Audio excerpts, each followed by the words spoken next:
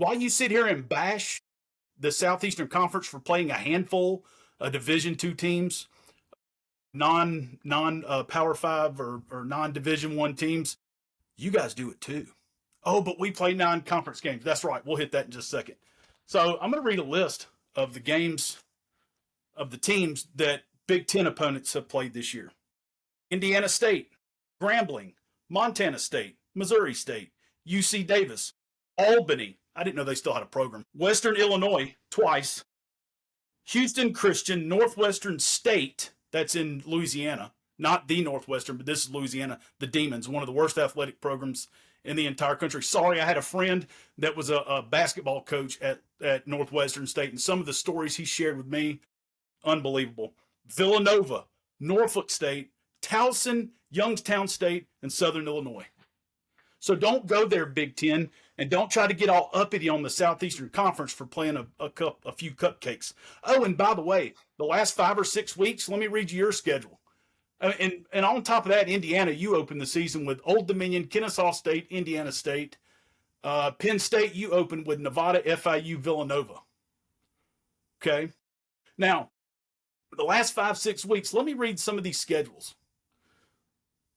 And look, let me also preface this by saying, I understand you can't help that once you get past team number probably 8 in the Big Ten, it's garbage. That is not your fault, Michigan.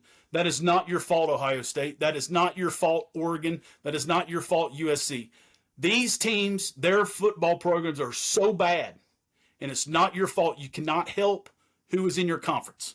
Okay, but I'm just pointing this out. Indiana, you have played Michigan State, UCLA, Maryland, Penn State, Wisconsin, Purdue. Ohio State, you have played Wisconsin with a third-string quarterback. Penn State, fired coach, backup quarterback.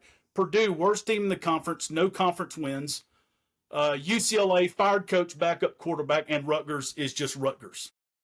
Rutgers has a quarterback so bad he couldn't cut it at Minnesota. Ethan Kaliakmanis. How much more do we have to see of that guy? Oregon, you have played. I'll at least give a little tip of the cap to Oregon. Rutgers, Wisconsin, Iowa, Minnesota, USC.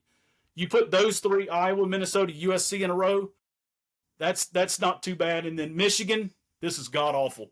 Michigan State, Purdue, Northwestern, Maryland. So don't ever talk to us about scheduling. Half of your schedule is a bye week.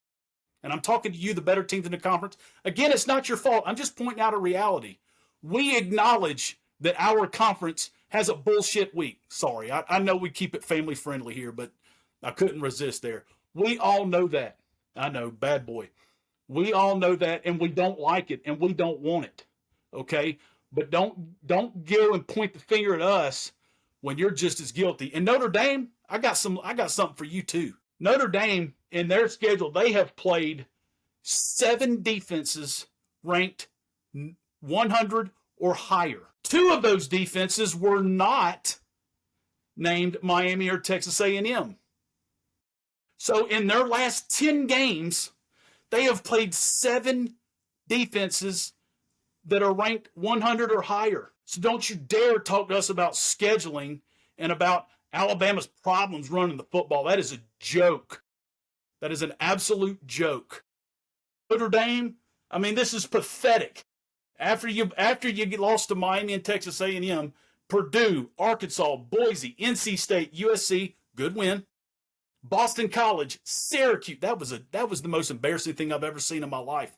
Syracuse, they scored 3 touchdowns against Syracuse in the first 4 minutes and did not run an offensive play. Think about that one, boys. And then Navy, not to mention it's a slew of ACC teams and a service academy. So Notre Dame, you can have a seat too.